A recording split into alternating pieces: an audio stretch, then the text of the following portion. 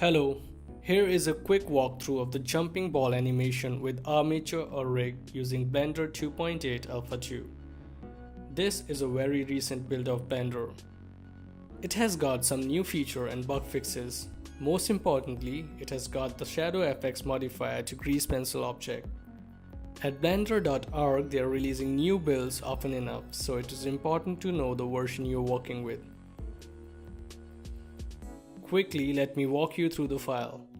This layer is the rough design and above it is the final design of the ball.